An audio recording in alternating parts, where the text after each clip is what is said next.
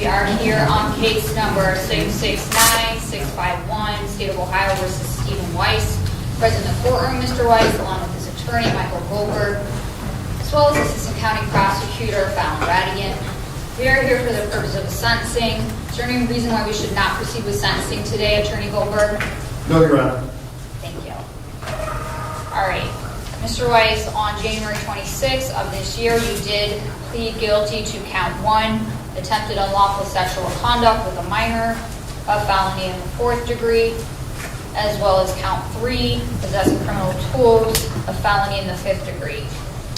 I do have in my possession a pre-sentencing investigation report. Have all parties had an opportunity to review? Yes, Your Honor. We have. All right. On behalf of the state, would you like to address the court now in regards to sentencing? Attorney Radigan. Thank you, Your Honor. Before I make any comments, I would like Commander David Fateri from the Internet Crimes Against Children Task Force to address this court. Thank you.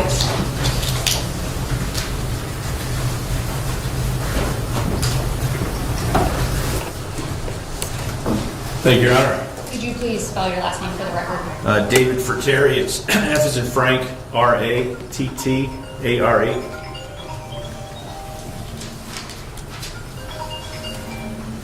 Thank you.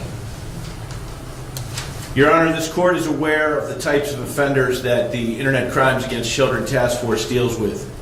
Since 2003, the Internet Crimes Against Children Unit has arrested more than 3,800 child exploitation offenders. 1,700 of those offenders, men like Rabbi Stephen Weiss. But Rabbi Weiss is not like these other offenders, and he does not deserve community control. For more than 2 decades, he served the Jewish community as a leader. And the defense wants you to believe that his swift and complete removal from that position following his arrest, or the fact that the synagogue completed their own investigation that did not find any evidence of inappropriate or illegal conduct, somehow support community control. All I know for certain is that given the opportunity to serve community control, Rabbi Weiss will join a long list of offenders who have been given the same opportunity only to reoffend. And that is before we even discuss Rabbi Weiss's serious brain injury that before his arrest did nothing to affect his ability to hold senior leadership positions among his faithful in Atlanta and Cleveland for decades. It is telling that there is no mention of Rabbi Weiss's cognitive deficiencies as they relate to his position within the community or the synagogues that he has served. Are we to believe that this serious injury only caused Rabbi Weiss to act outside of his quote-unquote appropriate conduct on one singular occasion?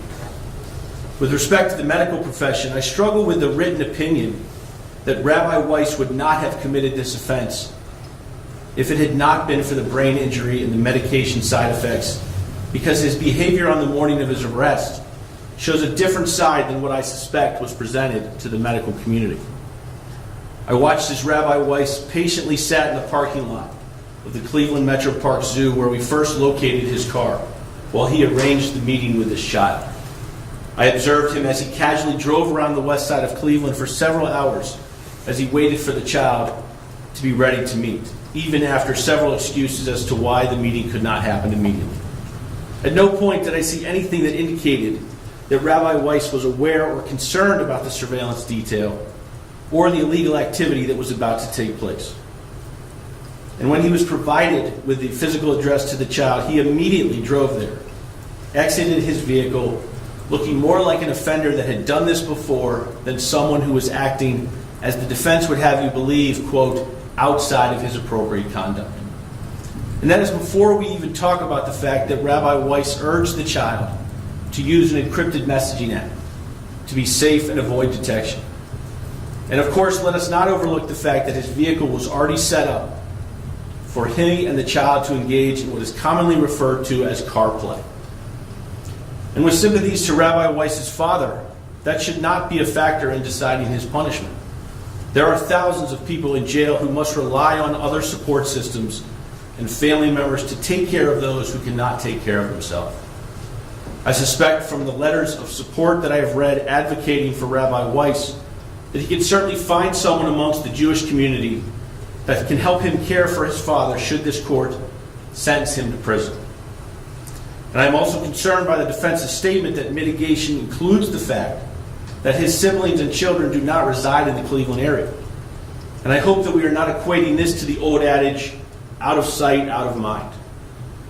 The power of the internet is such that offenders can victimize and abuse children on numerous platforms anywhere in the world when they have access to today's technology. Community control would absolutely demean the seriousness of this offense, in this case more than any other. If this court is to believe that Rabbi Weiss's brain injury caused him to commit this crime, then what will stop him from reoffending if placed on community control, with access to the internet and children? We respectfully ask you to sentence Rabbi Weiss to a term of incarceration that will protect the public, punish this offender, and truly not demean the seriousness of this offense. Thank you. Thank you.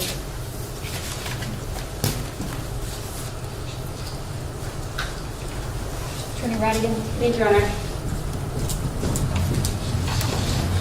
Your Honor, this court knows, I did file a sentencing memorandum with regards to the facts, with regards to this case and Mr. Weiss's actions on the day of this incident. Specifically, though, I do want to talk about the Ohio Revised Code 292911 and 292912, the overriding purposes of the felony sentencing and to protect the public from future crimes. This individual chose to drive to a location to engage in sexual activity with a 15-year-old. That is a 45-year difference to the person that he was going to engage in sexual activity with. We know his intent because it was specifically stated in his chats that partially were provided to this court and the items that he brought to the crime scene. He was prepared to have sex with his child because we had the lubricant, we had condoms. He actually had an empty box of condoms in his car. He had pills for erectile dysfunction medication and a pink towel. These are items that he was planning to use during that sexual encounter. Also, with regards to defense counsel's sentencing memorandum that the state received, he said this is out of character. Well, we know, based on our undercover investigations, that this is not the first time that he has reached out to an individual that was 15 years of age. On September 4th of 2020, this defendant reached out to another undercover, and they were 15 years of age, and he started talking about, do you like older? I find, and the undercover told him he was 15 years old. The defendant stated, I find deep tongue kissing is the most passionate thing. You just need a guy to kiss you like that isn't immature. You need a real man. And you need someone to play with. You have to decide. He went from speaking to this 15-year-old 2 years later to then actually going to a location to have sex with a 15-year-old. Thank goodness it was an undercover agent. Mr. Weiss waited for hours to go to the location and then walked right through the door. There was no hesitation from Mr. Weiss. He wanted to go and have sex with his child and walked right through the door where he was apprehended. Some of these chats state, good morning, sexy. How's it going? I love that you're adventurous. Tell me more. His profile was, the description states, passionate, fun oral, top. I love role-playing, pup play, showering together, making out, mutual JOs, sucking and fucking. HIV negative, fully vaxxed. You host. He messaged our undercover and stated, hey, the bottom half of your face is handsome and sexy. Love those sweet lips. What can you do with them? Please tell me about your adventures and what are you into? I'm from Beechwood. That is when the defendant sent an expiring photograph. He knew he didn't want his identity to be known. He sent this expiring photo, then asked to go on an encrypted website because it was safer And he thanked the undercover for meeting them because it was a safer and more private application. They continued. He told the child, who he thought was a child, he was 49. So he's even lying about his age to this 15-year-old to make himself look younger. He was 60 at the time. And the undercover told him they were still in school, that they were 15, and the defendant continued the conversation. He didn't stop, he continued. Defendant stated he wanted to make out, oral, and fucking. The defendant also suggested they could swap head.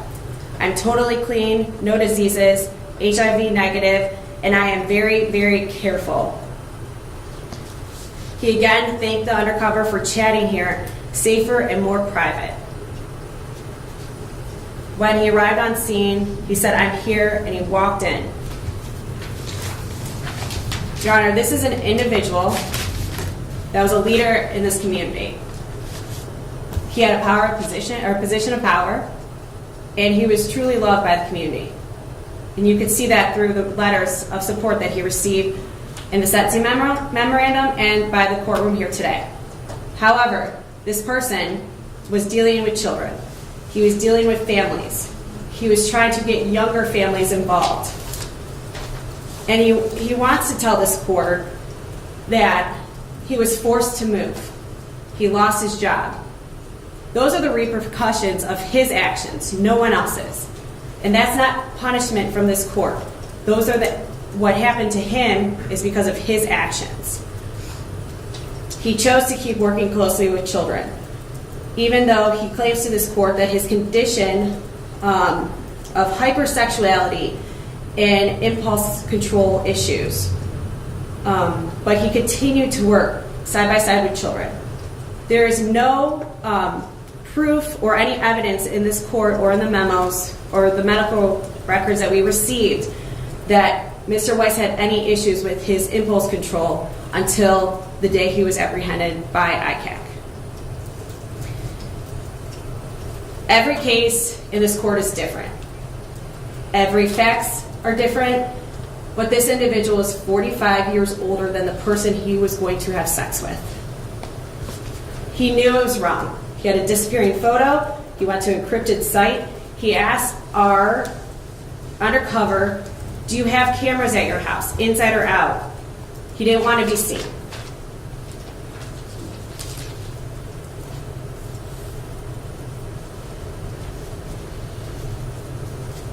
Furthermore, I won't go into the specifics with regards to the medication because it was delivered under seal. However,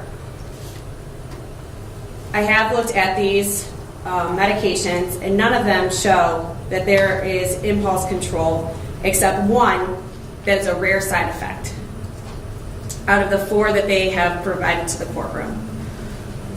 And none of these state that he has hypersexuality. In fact, some of them show that there is a negative effect on your sexual behaviors. So it means it goes down, not up. So I won't go into detail with that, but I did want to point that out, Your Honor.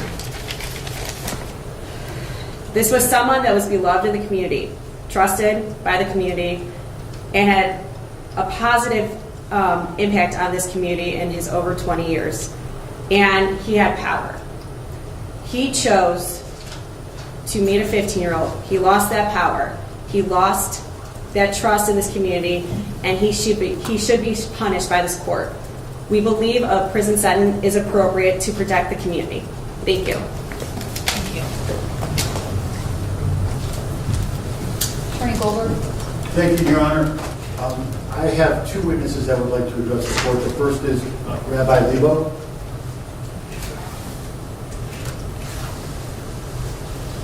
And then I'd like to reserve my comments for the 2 witnesses.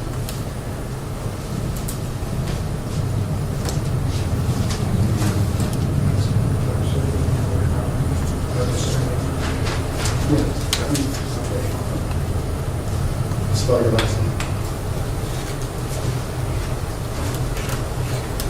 Good afternoon. Good afternoon. Your Honor, my name is Rabbi William Lebo. My background is that as a rabbi, I served as a chaplain in the United States Navy during the Vietnam War years and continued as a congregational rabbi for 23 years. In 1987, I became the Vice Chancellor of the Jewish Theological Seminary, and in 1992, the Dean of the Seminary's Rabbinical School. I first met Rabbi Weiss when he was a rabbinical student, and I've maintained a close relationship with him to this day. I've come from New York City this morning because I wanted to share with you and the court my experiences with Rabbi Weiss over the more than 3 decades that I've known him. The Rabbi Weiss that I know was beloved by his classmates and respected by his teachers. He was especially admired for his qualities of kindness and sensitivity and his respect for the dignity of others. When he was ordained in 1990, it was these qualities that earned him the tremendous affection and respect in the rabbinical positions that he served in Atlanta, Detroit, and for the last 20 years here in Cleveland. Wherever he served as a rabbi, he was praised for his leadership and for his inspirational teaching of children and adults. Above all, I know it was to Rabbi Weiss that his congregants turned for assistance, for support, and help in times of their adversity. He was also a person who was sought out for guidance for those who were trying to deepen their relationship with the Jewish tradition and with the ideals that it espouses. Significantly, over more than 30 years as a rabbi, there was nothing close to a grievance about his rabbinic service or his personal conduct. There was nothing that would have predicted this aberrant moment in his life.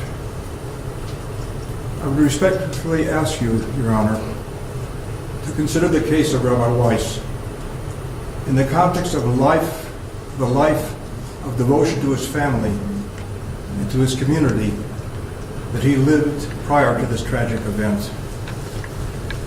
I know because of my close relationship with him, of his deep remorse, and of his regret. And I also know how urgently he has sought the professional help that he needs to begin to repair his life and to address all the issues that led to this moment that we're sharing together in this courtroom. I thank you for the opportunity to speak here today. Rabbi, would you spell your last name? Rabbi, spell your last name for the court, please. I'm sorry? Would you spell your last name? Yes, I'm sorry. L-E, B as in boy, E-A-U. Thank you. The other witness will be Rivka Weiss, Your Honor, who's the defendant's daughter.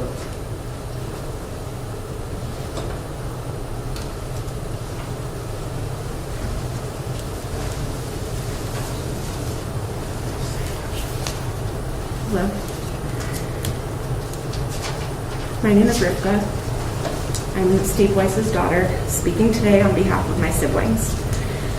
We know our father to be a good person with a good heart and the courage to do what is right. He has always been a loving father and grandfather.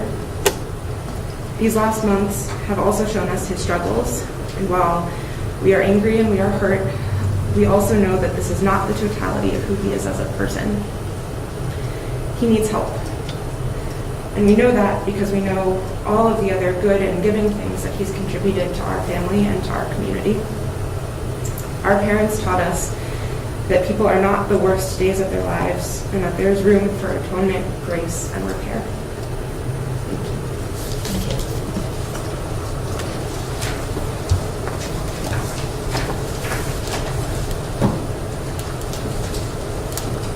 Thank you, Your Honor.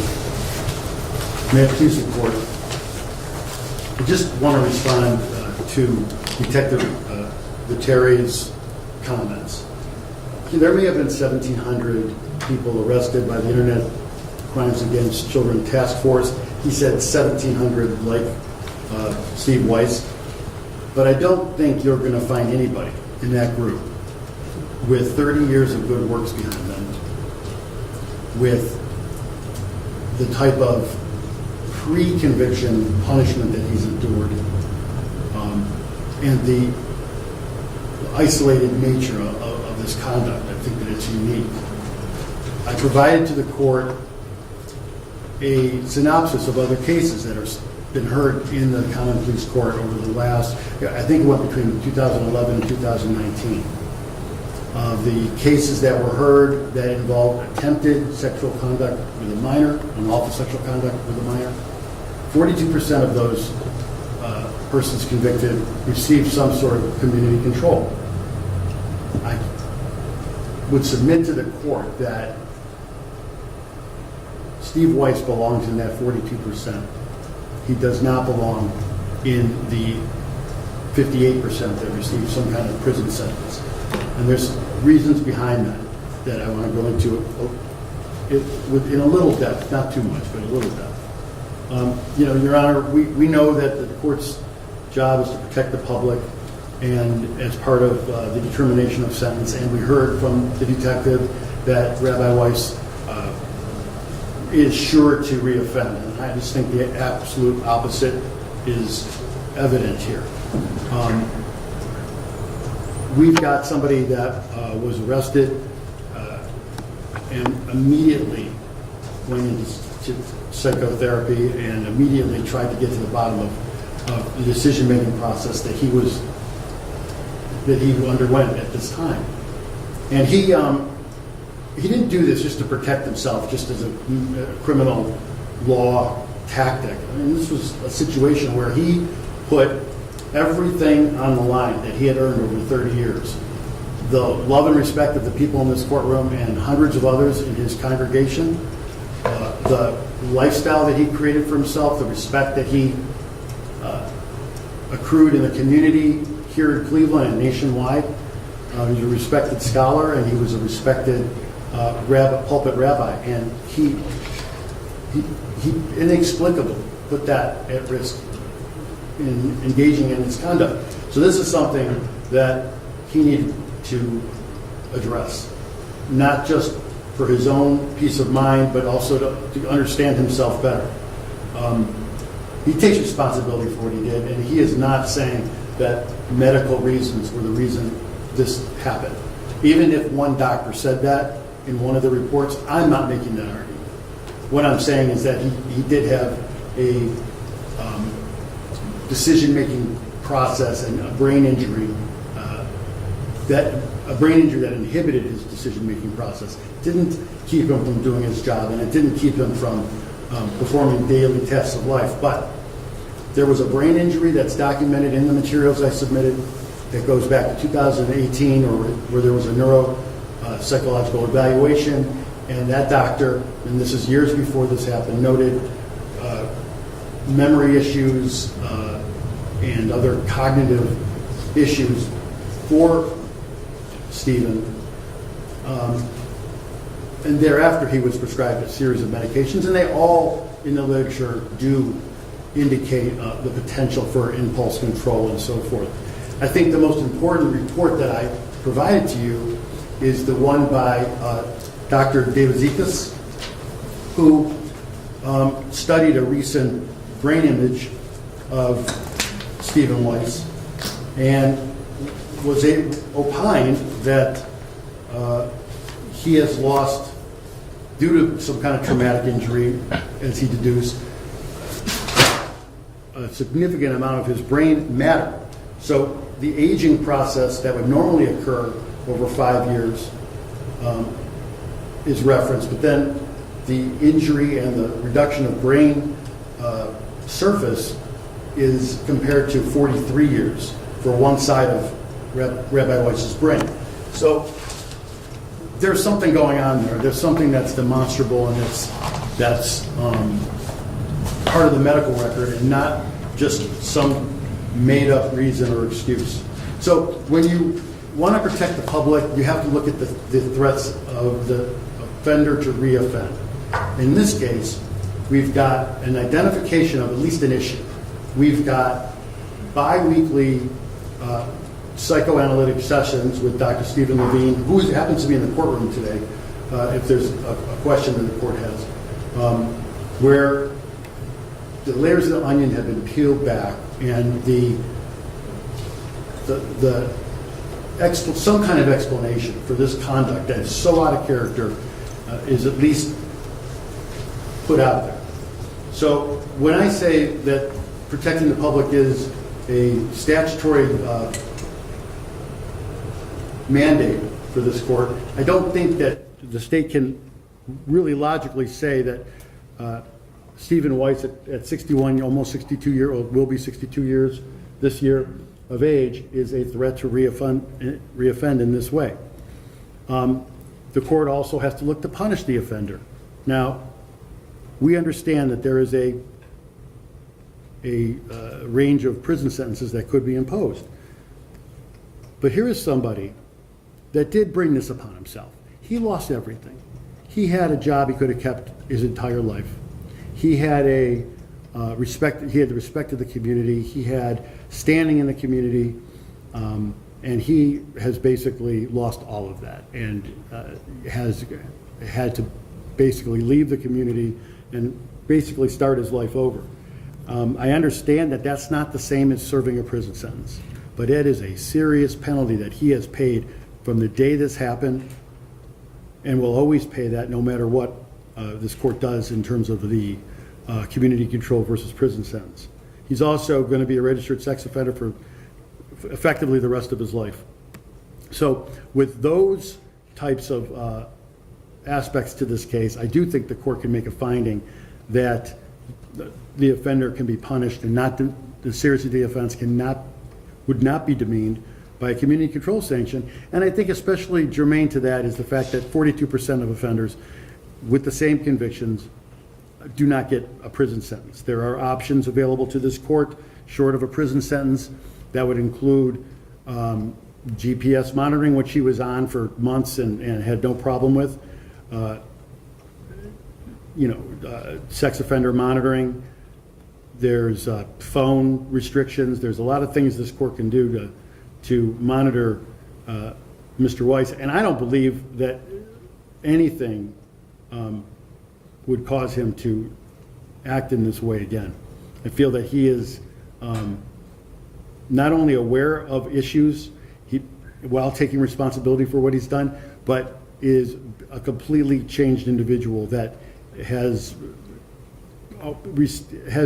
received the punishment maybe that he deserves. Maybe being ostracized from the community is something he deserved, but so be it. That's what's happened. I'd also want to remind the court that there was no relation between his job and this conduct. The congregation undertook to retain their own experts, and they did a comprehensive review of everything Rabbi Weiss did while working at B'nai Yeshurun over 20 years, including looking at his computers and his devices and just checking into everything. And there's absolutely nothing.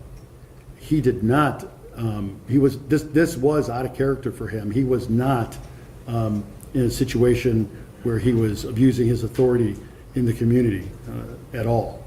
So I know the court has to weigh certain factors, and you're going to look at the seriousness factors and you're going to look at the recidivist factors in determining a sentence.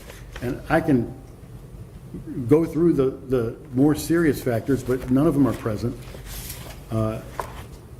And with regard to the less serious factors, it does provide for mitigation, and I would say that the medical information that you've been provided from the various physicians that have been involved in this case, that have reviewed the facts, the good facts and the bad facts, and the treating physician, I think that creates a level of mitigation that at least explains Stephen Weiss's conduct in the context of that moment in time.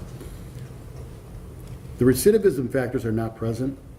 The less likely recidivism factors are all present, including serious, sincere, genuine remorse.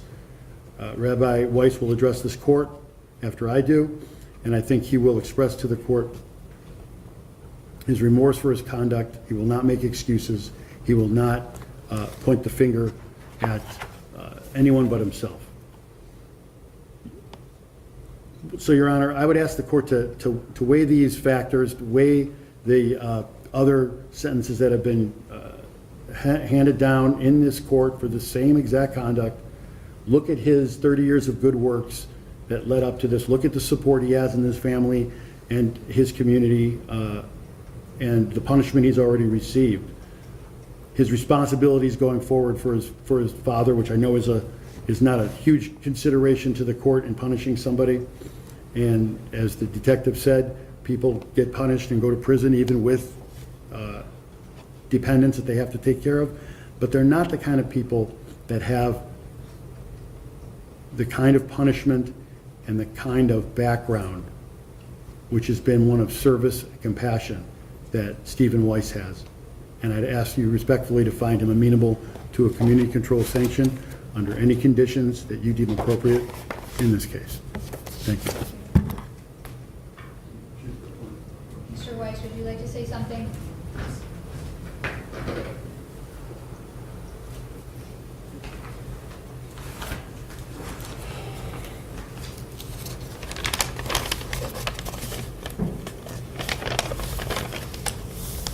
Your Honor,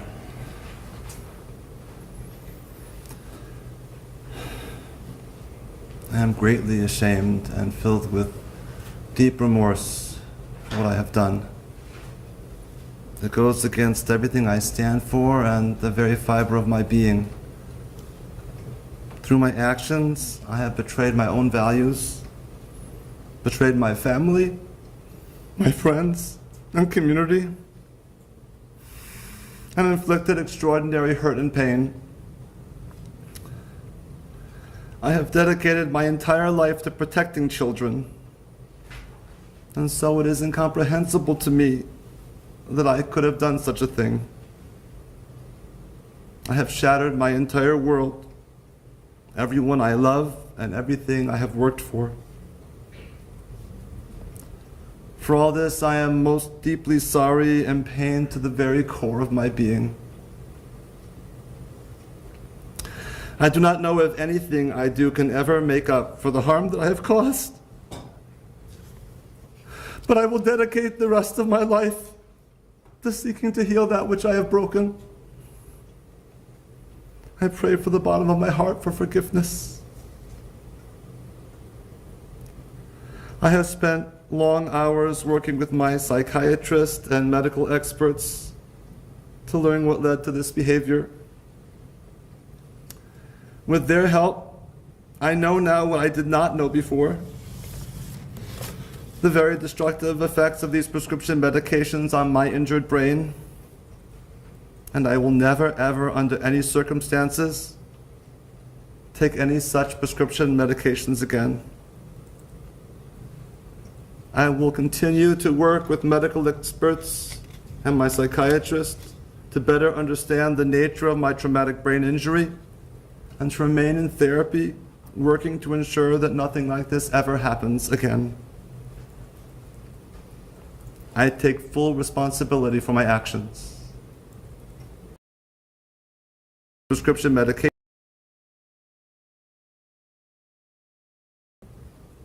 And I accept the consequences of my actions in the form of whatever punishment I will face. I only pray that my family, friends, and community will, over time, give me the opportunity to earn their forgiveness and trust, and to demonstrate that I am still the same person of character that they knew, to earn back their respect and their love. Thank you.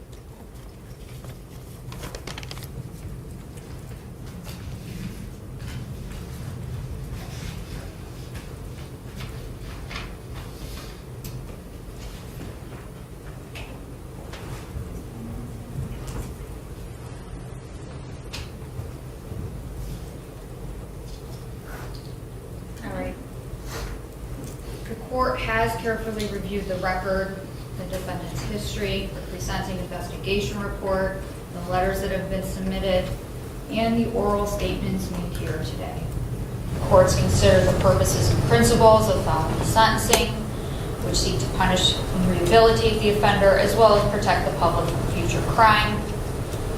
Also, considering the serious and recidivism factors relevant to the offense and the offender, as well as the need for deterrence, incapacitation, rehabilitation, and restitution. The court also notices any sentence the court imposes must use a minimum sanctions that the court determines accomplish these purposes without imposing an unnecessary burden on state or local government resources. Considering all these factors, the court finds prison term is consistent with the purposes and principles of sentencing, and the defendant is not amenable to community control sanctions. On count 1, attempted unlawful sexual conduct with a minor, the court sentences 6 months. On count 3, possesses criminal tools, a felony in the 5th degree, the court sentences 6 months concurrent. Mr. Weiss will need to register as a Tier 2 sex offender every 180 days for a period of 25 years after his release. We'll also have a period of post-release control, mandatory 5 years. If you fail to meet the terms and conditions of post-release control, the adult parole authority can modify or extend your supervision and make it more restrictive, incarcerate you for up to half the original minimum term imposed by the court, charge you with a new offense called escape, another felony where you would face additional prison time, and if you commit a new crime while you're on PRC, you can receive the maximum penalties under the law for the new crime committed, a prison term for the greater of 1 year or the time remaining on PRC, in addition to any time you receive for the new felony. The PRC prison term must be served consecutively to any prison term you receive for the new felony. Again, you did plead guilty to a sexually oriented offense, and you are required to register in person with the sheriff of the county in which you establish residency within 3 days of coming into the county, or if temporarily domiciled for more than 3 days. You are also required to register in person with the sheriff of the county in which you establish a place of education immediately upon coming into that county. If you establish a place of education in another state but maintain a residence or temporary domicile here, you're also required to register in person with the sheriff or other appropriate official in the other state immediately upon coming into that state. You're also required to register in person with the sheriff of the county in which you establish a place of employment if you've been employed for more than 3 days or for an aggregate of 14 days in a calendar year. If you establish a place of employment in another state but maintain a residence or temporary domicile here, you're also required to register in person with the sheriff or other appropriate official in that other state. If you've been employed for more than 3 days or for an aggregate of 14 days in a calendar year. Employment also includes volunteer services. You're required to provide to the sheriff temporary lodging information, including address and length of stay, if your absence will be for 7 days or more. After the date of initial registration, you're required to periodically verify your resident address, place of employment, and/or place of education in person at the county sheriff office no earlier than 10 days prior to your verification date. If you change residence address, place of employment, and/or place of education, you shall provide written notice of that change to the sheriff with whom you most recently registered, and to the sheriff in the county in which you intend to reside, or establish a place of employment and/or place of education at least 20 days prior to any change and no later than 3 days after change of employment. If the residence address change is not a fixed address, you shall include a detailed description of the place or places you intend to stay no later than the end of the first business day immediately following the day you obtain a fixed address. You must register with the sheriff that fixed address. You are further advised in accordance with federal law, you must report any international travel to your registering authority no less than 20 days prior to travel. Failure to do so may subject you to criminal prosecution. You shall provide written notice with 3 days of any change in vehicle information, email address, internet identifiers, or telephone numbers registered to you or used by you to the sheriff with whom you most recently registered. You will register as a Tier 2 sex offender for a period of 25 years with in-person verification every 180 days. You shall register in person no later than 3 days after release with the county sheriff's office in the county in which you reside. Failure to register, failure to verify residence at the specific times, or failure to provide notice of a change in residence address or other required information described above will result in criminal prosecution. Do you acknowledge that the above requirements have been explained to you and that you must abide by all the provisions of the Ohio Revised Code, Chapter 2950? I do. Anything else? Your Honor, just briefly, with regards to court costs and fines, and the forfeiture was granted at the time of the plea, but I did want to put that on record. Thank you. Anything else? All right. Thank you.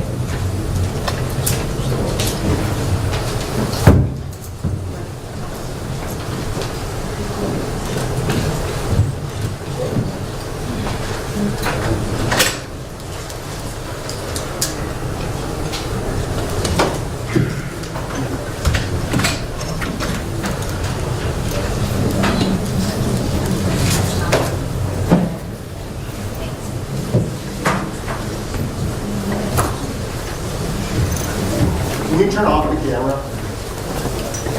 Can you take it off of us? Who am I pointing to? It's obnoxious. What about the ones on trial?